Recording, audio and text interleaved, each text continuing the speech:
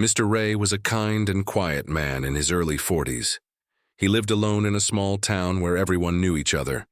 He had once been a happy husband, but after losing his wife in a car accident 5 years ago, his life had changed completely.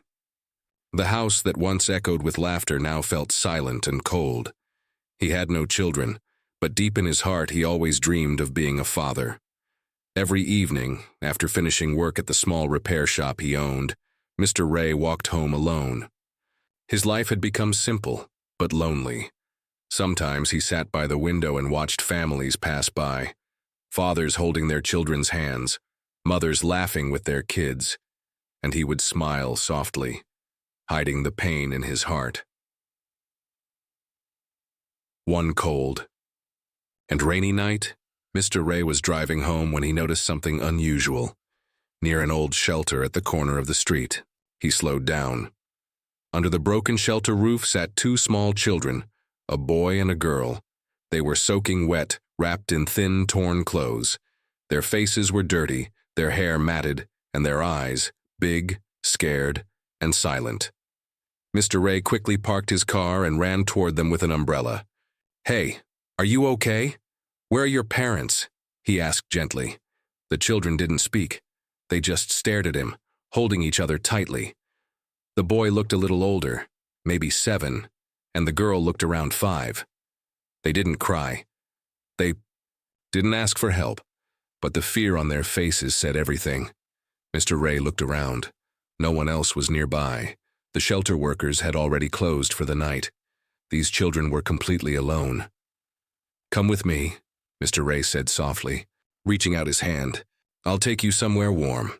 The twins looked at each other, then slowly stood up. They followed him without a word. Back at Mr. Ray's home, he gave them dry clothes, warm food, and a soft place to sleep. The twins sat silently at the table, eating slowly as if they didn't believe the food was real. Mr. Ray watched them with tears in his eyes. "What happened to you?" he whispered, more to himself than to them. He learned their names from a small tag stitched inside the boy's shirt. Armin. Later, the girl showed him a torn bracelet with her name on it, Zoya.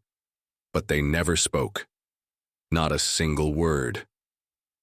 In the next few days, Mr. Ray did everything he could. He took them to the doctor, bought them new clothes, and even started the adoption process with the local authorities. The process was long, but he didn't care. For the first time in years, his heart felt full. His house felt alive again, even with the silence. The neighbors were curious. Some whispered, "Why would a man like him take in street kids?" Others said, "It's sweet but dangerous." Mr. Ray ignored them all. He only cared about Armin and Zoya. The twins still didn't speak. They followed him everywhere, quiet like shadows. They never smiled, never laughed. At night, they held each other in bed, as if afraid the world would take them apart. Then one night, something strange happened. It was late. The house was dark and silent. Mr. Ray was reading a book when he heard a soft sound, like whispering. He paused, trying to listen. It was coming from the twins' room. He walked slowly to the door and stopped outside. The door was slightly open. He leaned closer. Inside, he saw something he hadn't seen before. Armin and Zoya were sitting on the bed, talking softly in their own little world. Their voices were gentle and low, but clear. They were speaking in full sentences. "I had the dream again," Armin said. "The man with the big shoes." Zoya asked. "Yes, but this time he didn't catch us." Zoya hugged her brother tightly. "We're safe here. Mr. Ray won't let him find us." Mr. Ray's heart froze. Who were they running from? What had happened to them before he found them? He stepped back quietly, not wanting them to know he was listening. That night, Mr. Ray didn't sleep much. Questions filled his mind. The twins were hiding something painful, something deep. But he also knew one thing for sure. He would protect them no matter what. They were no longer orphans.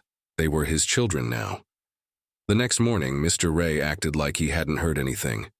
He smiled gently at the twins during breakfast, even though his heart was full of questions. He didn't want to scare them. He wanted them to feel safe, truly safe. not just fed and warm, but safe in their hearts. As they ate quietly, Mr.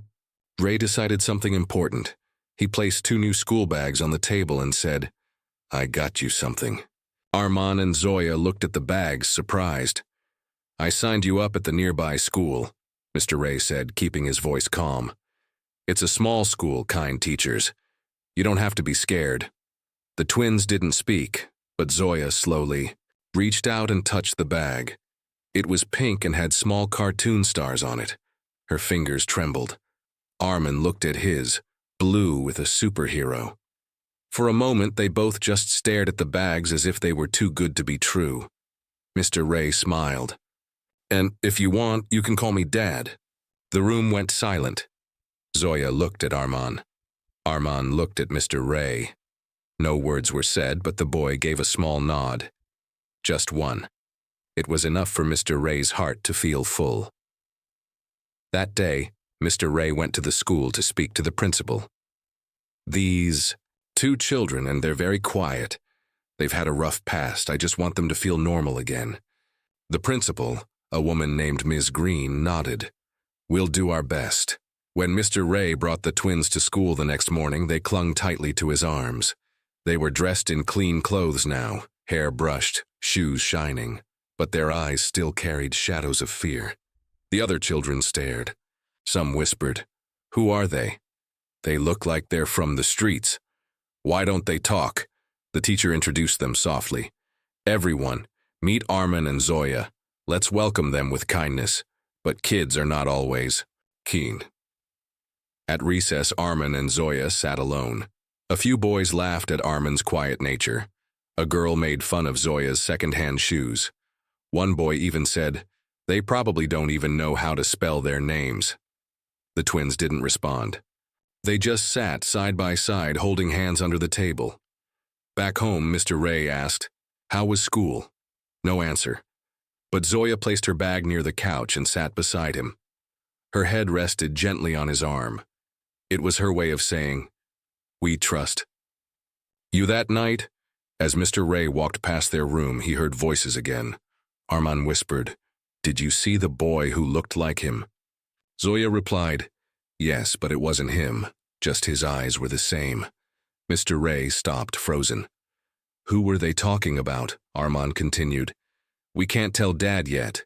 What if he sends us away if he knows?" Zoya said, "He won't. I think he really loves us." Mr. Ray walked away quietly, pain in his chest. He had no idea what happened to them before he found them. But whatever it was, it still haunted them deeply. The next day at school, something happened. The teacher, Ms. Elena, gave the class a fun challenge. "Let's see who can solve this riddle the fastest." She wrote a puzzle on the board. Most children scratched their heads, confused. Armand raised his hand. Ms. Elena blinked. "Yes, Armand?" He stood, walked to the board, and solved the riddle in less than a minute. Everyone stared. Zoya then asked softly, "Can I try one too?" Another puzzle was given. Zoya solved it faster than even the top student in the class. Ms. Elena's eyes widened. "Where did you learn this?" Zoya simply said. "We used to read a lot when no one was watching." From that day, the teasing didn't stop. But something changed. The children were no longer just the quiet twins. They were something more, but at home. The nightmares returned. That night, Zoya woke up screaming. Mr. Ray rushed to her room. She was shaking, eyes wide with fear. "He was in my dream again. He found us." Mr. Ray held her in his arms. "No one's going to hurt you, I promise." But, deep in his heart, he feared something too. Mr. Ray couldn't sleep that night. He sat on the edge of his bed staring at the photo of his late wife. He held it gently in his hands. "I wish you were here," he whispered. "I don't know how to help them, but I want to." The house was quiet again, but the image of Zoya shaking in fear wouldn't leave his mind. In the morning, he made pancakes for breakfast. The twins came down slowly. Their eyes looked tired, like they hadn't slept well either. But they still sat at the table, holding forks, waiting politely. Mr. Ray smiled warmly. "I made them just the way I used to for my wife. She loved pancakes." Zoya finally looked up.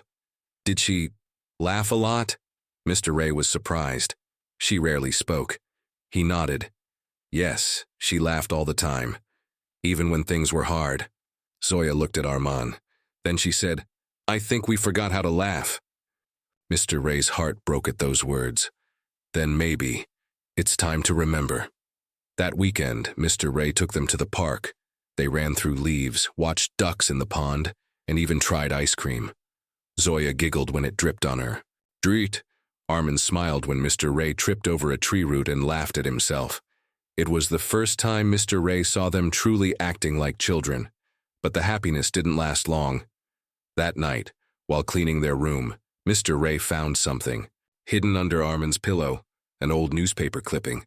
It was crumpled, torn at the edges and dirty from time. But the headline was still clear. Wanted man escapes police, suspected of child trafficking.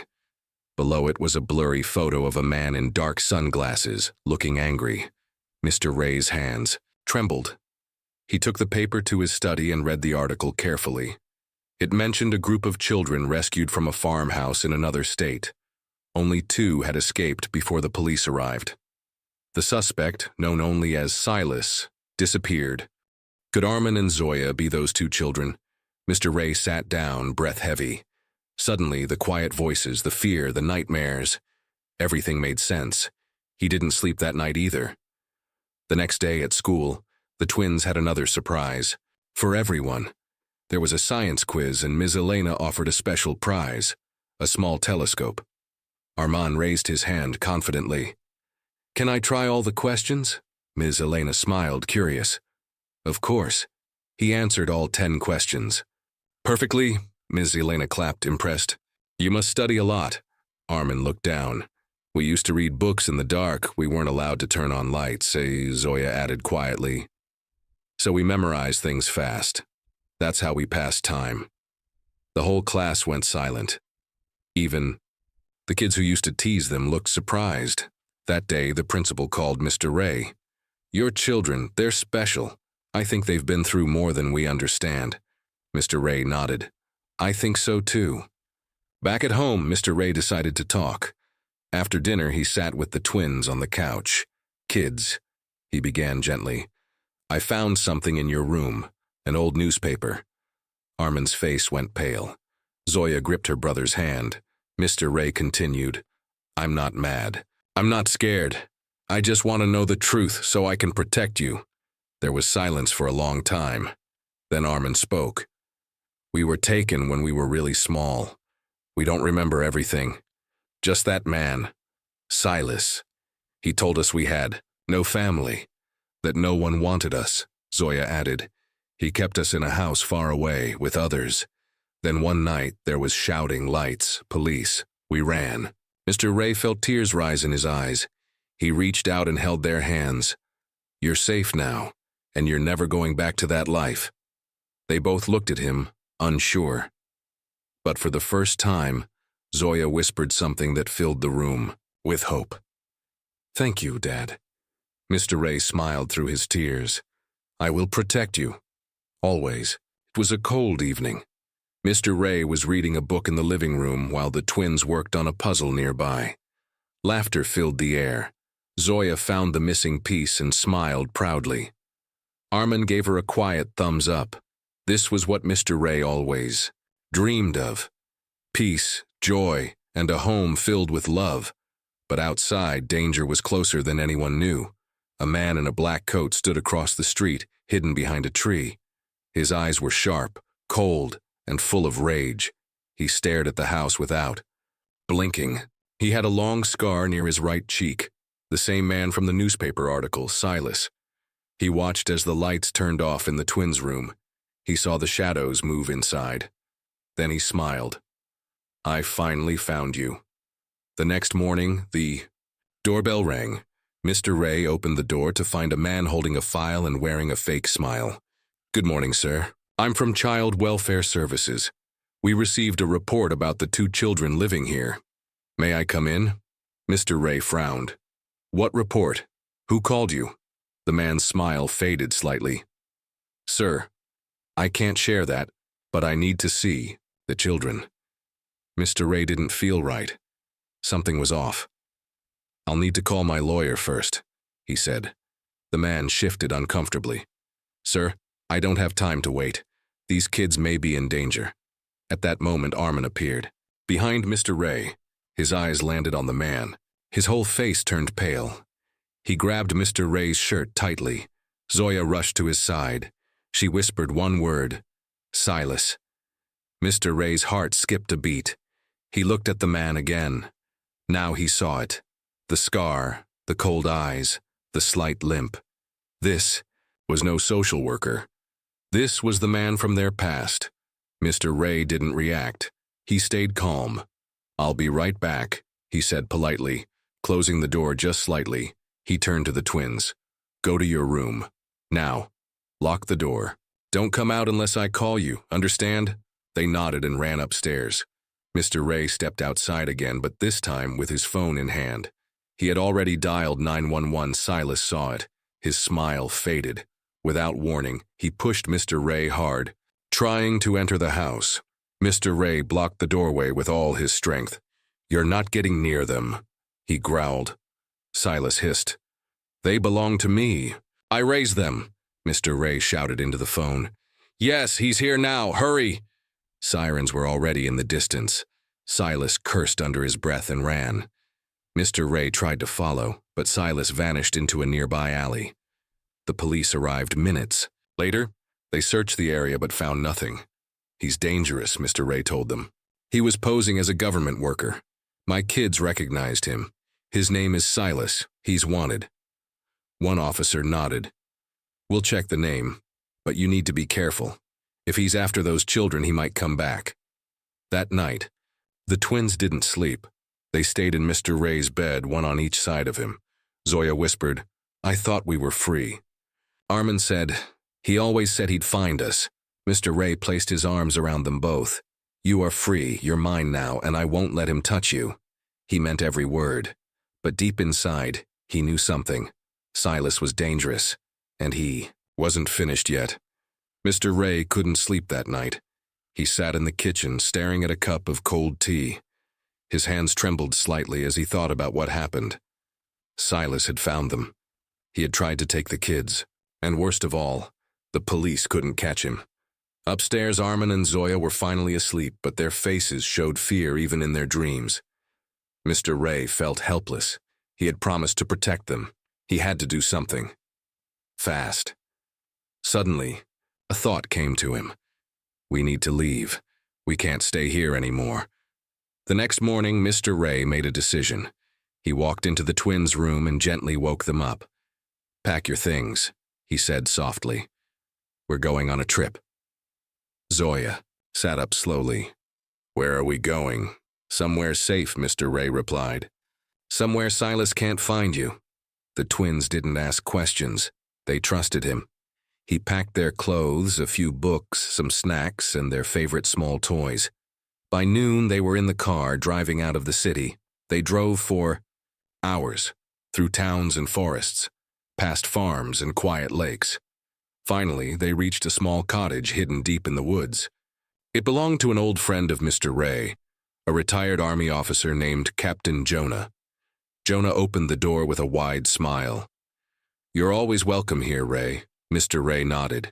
We need to stay for a while. I'll explain everything. That evening, Mr. Ray told Jonah the full story. The kids, Silas, the danger. Jonah listened carefully, then said, You did the right thing bringing them here. I'll keep guard.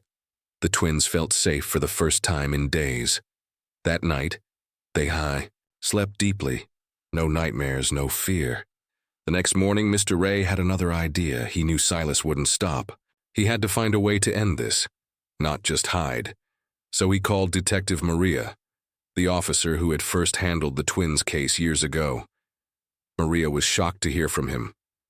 Silas is alive, she said. I thought he disappeared for good. He's back, Mr. Ray said. He found them, tried to take them, but they remembered him. Maria sighed. Let me reopen the case. I'll dig into his past. There has to be something we missed. Mr. Ray thanked her. He knew it wasn't over, but now they had help. Meanwhile, Armin and Zoya explored the woods around the cottage. They laughed and chased butterflies. It felt like a different world. Zoya turned to her brother and said, "Do you think he'll come? Here too?" Armin was quiet for a moment, then he said, "Maybe, but I'm not scared anymore. We have Dad now." Zoya smiled. Just then they heard footsteps in the distance. They froze, but it was only Captain Jonah walking with his dog. "Don't worry," he said kindly. "No one gets near this house without me knowing." Back inside, Mr. Ray got a call. "From Detective Maria. I found something," she said. "Silas is using a fake name now. He's been seen in a nearby town, under the name Jack Steele. He rents cheap motels. He's hiding, but moving often." Mr. Ray's voice turned serious. "Can you catch him?" "We'll try," she said. "But keep the kids safe. He's desperate. That makes him dangerous." Mr. Ray hung up. He knew. They couldn't go back to normal life. Not yet. That night, Mr. Ray sat with the twins by the fireplace. He told them stories from his childhood, made them laugh, and let them roast marshmallows. But as the fire crackled, Armin turned serious. "Dad," he said, "if something happens to you, what do we do?" Mr. Ray put his arms around both of them. "Nothing will happen to me," he said firmly, "because I'll fight with everything I have to protect you. You're my children now. I'm not letting anyone take you away." They believed him. But outside, deep in the woods, someone else was listening. Behind a tree, just out of sight, Silas stood silently. He watched the warm light in the cottage window. He clenched his fists and whispered, "You think you're safe? I'm coming." Mr. Ray stared at the muddy footprints outside the door. They were fresh. His heart pounded. He stepped out slowly, eyes scanning the dark woods. The trees stood still, the wind whispering through their branches. He called out softly, "Captain Jonah?" No answer, just silence. He followed the tracks a few steps, then stopped. Something inside told him this wasn't safe. He turned around and rushed back inside, locking the door behind him. Upstairs, the twins were asleep. He checked every window, every door. Then he grabbed his phone and called Captain Jonah. No answer. Mr. Ray's worry turned to fear. Jonah was never out of reach. Something was wrong. The next morning, the police came to search the area after Mr. Ray's report. Detective Maria called. "We're doing everything we can, but Silas is smart. He changes names, looks, and hides in places where no one checks." Mr. Ray clenched his fists. "We don't have time. He was here last night." Maria paused. Then she said something unexpected. "There's one more place we haven't looked. Silas's old storage unit. It was never opened. It might still have records, documents, something we can use." Mr. Ray agreed. "Let's go." He left the twins in Jonah's cottage with a police guard. Armin looked worried. "Promise you'll come back?" Mr. Ray smiled and kissed their foreheads. "I promise." The storage unit was old, dusty, and dark. Detective Maria opened the metal door with a loud screech. Inside were old boxes, broken furniture, and piles of papers. They searched for hours. At last, Mr. Ray found a box labeled H Child Files. He opened it and froze. Inside were photos of Zoya and Armin from years ago. Their school ID, cards, notes on where they went, even drawings the twins had made taken from the orphanage. Silas had kept everything. Then came the biggest shock. A folder titled Experiment 7, Subject ZA. Maria opened it. Her hands trembled. "What is this?" she whispered. Inside were medical reports, psychological tests, brain scans. The twins weren't just orphans. They were part of a secret education experiment when they were babies. A government-funded program shut down for being too dangerous. Silas wasn't just a guardian. He was the lead scientist. He had illegally taken the twins when the project ended, trained them, watched their minds grow faster than normal children. Maria whispered, "That's why they're so smart. They weren't just gifted. They were built that way." Mr. Ray was speechless. "They're not machines," he finally said. "They're kids. They deserve peace, a normal life." Maria nodded. This is the proof we needed. With this, we can make sure Silas is locked away forever. Back at the cottage, Zoya looked out the window. She saw something, a dark figure, standing at the edge of the woods. It was him. She froze. "Armin," she whispered, pulling her brother close. "He's here." They hid under the bed. Their small hands gripped tightly. Outside, Silas took one slow step forward. Just then, Mr. Ray's car came flying down the dirt road. He jumped out before the engine stopped and ran into the house. The police guard stood, alert. "Where are they?" Mr. Ray shouted. "Inside, they're scared. They saw him." Mr. Ray rushed in, calling their names. The twins ran into his arms, shaking. "We saw him. He was outside," Armin whispered. Mr. Ray held them close. "I found something that will stop him forever." He held up the file. Smoke filled the cottage. Mr. Ray held the twins tightly as they coughed and cried. The guard ran toward the window with a cloth over his face, trying to see where the smoke was coming from. "Out the back," Mr. Ray shouted. "Take the kids and go." The guard grabbed Armin and Zoya, leading them through the kitchen door and into the woods. Mr. Ray stayed behind, trying to find the source of the smoke. He saw it, a burning cloth stuffed through a broken window. It was starting a small fire on the curtain.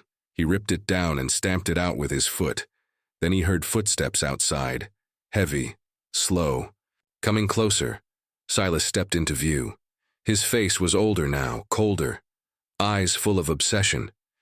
He stood just beyond the broken window, calm like a hunter who had cornered his prey. "You always thought you could keep them from me," Silas said, voice smooth like poison. "But they belong to me. I created them. Their minds are mine." Mr. Ray glared at him. "They're children, not your science project." Silas smiled cruelly. "Do you even know what they're capable of? Their brains are 10 steps ahead of other kids their age. They can solve problems adults can't. I trained them myself." Mr. Ray raised the folder in his hand. "This says otherwise. You used them, and now this proves everything." Silas's eyes narrowed. "Give me the file. Give me the kids, or I'll take them by force." Just then, from the woods came a sharp click, the sound of a safety switch on a gun. Captain Jonah stepped out, aiming a shotgun directly at Silas. "You try anything," Jonah growled, "and I'll put you down." Silas turned slowly toward Jonah, measuring him. Then he laughed. "You don't have the guts." Jonah stepped closer. "Try me." Silas hesitated, then ran. Mr. Ray rushed out of the cottage with Jonah. They followed the trail Silas left, behind. But he was fast, disappearing into the thick trees. They searched for hours. Helicopters joined. Police cars surrounded the area, but Silas had vanished again. Maria arrived at the cottage later, and Mr. Ray handed her the file. She flipped through it and said, "This is enough. The government will reopen the case. Silas will be hunted now, not just by us but by federal agents." Mr. Ray nodded, exhausted. "That man will never stop. He's obsessed." Meanwhile, the twins stayed silent inside the safe house. Zoya clung to a blanket. Armin sat on the bed, thinking. Suddenly, Armin whispered, "Maybe we should help." Zoya looked up. "How?" He tapped his head. "We remember everything. Every place Silas took us, his maps, the sounds of his phone calls. We can find him." Zoya's eyes lit up. "Let's tell Dad." That evening, the twins sat in front of Maria and Mr. Ray. They told them about a cabin in the mountains, a place Silas once said was his backup hideout. They remembered the name of the road, the number on the mailbox, even the color of the cabin door. Maria stared in shock. "You two just gave us his exact location." Mr. Ray smiled with pride. "Told you they were special." Later that night, as everyone tried to sleep, Mr. Ray sat by the window holding a photo of his late wife. "I wish you were here," he whispered. "You'd be proud of them." Behind him, soft footsteps came. It was Zoya. "Dad, are we going to be okay?" Mr. Ray pulled her close. "We're going to end this for good." The sun hadn't risen yet. Darkness covered the mountains. Cold wind blew between the trees, But the cabin, old, quiet, hidden, was awake. Inside, Silas sat at a wooden table. His hands shook as he stared at the syringe in front of him. It was filled with a strange yellow liquid. His mind was full of memories, training sessions, brain scans, notes, experiments, and two little faces that had once called him Uncle Silas. "I gave them everything," he whispered. "They were supposed to change the world." He wasn't ready to give up. Meanwhile, at the base of the mountain, Mr. Ray, Captain Jonah, and Detective Maria prepared for the operation. The twins sat quietly in the back seat of a black SUV. They wore jackets too big for them, and fear was in their eyes, but so was strength. "Are you sure you're ready?" Mr. Ray asked gently. Zoya nodded. "We remember everything. We know the layout, and we know what he'll do next." Maria looked surprised. "You're just children, but you think like agents." Armin spoke softly. "Because we had no childhood. We only had training." The team moved quietly through the woods. Jonah took the front. Maria watched the rear. Mr. Ray held the twins' hands tightly. As they reached the cabin, Zoya whispered, "He has alarms around the back. Go through the kitchen window, it's broken." Jonah gave a thumbs up and nodded. He climbed through silently. Inside, Silas was waiting. He turned, gun in hand, pointing directly at Jonah. "I knew you'd come," Silas said coldly, "but not with the children." Mr. Ray entered from the side door. "It's over, Silas. We have everything, the files, the proof. You can't run anymore." Silas laughed. "You think I care? Those kids were mine. I gave them purpose. You gave them crayons and hugs." Mr. Ray didn't move. They needed love, not control. Suddenly, the twins entered. Zoya stepped forward. "Stop this, Silas. You don't own us." Armand joined her. "You taught us numbers, but he taught us how to feel." Silas's hand shook. The gun lowered. "Just a little." Zoya took a step closer. "You were never our family. You just used us." Silas looked broken now, his eyes filled with tears. "I only wanted to finish the work, the experiment." Mr. Ray slowly walked toward him. "Then, let it end, right here. Let them go. Let yourself go." Silas dropped the syringe, then the gun. He fell to his knees. "I'm tired," he whispered. Captain Jonah moved in and handcuffed him. Maria read him his rights as he sat quietly, staring at the floor. The team drove back down the mountain in silence. The twins leaned against Mr. Ray, safe at last. Maria turned to him. "You saved them. You changed their lives." Mr. Ray shook his head gently. "No, they changed mine." 2 months later. At the school auditorium, parents and students filled the seats. On stage, Zoya and Armand stood nervously, holding papers. The teacher smiled. "These two students have shocked us all. They're not just smart, they're kind, brave, and they've inspired everyone in this room." The crowd clapped loudly. Zoya looked at Armin, then at the front row, where Mr. Ray sat, tears in his eyes. She spoke clearly. "We want to thank the person who gave us a home, a future, and a heart. Our dad, Mr." Ray stood, eyes shining as the crowd gave a standing ovation.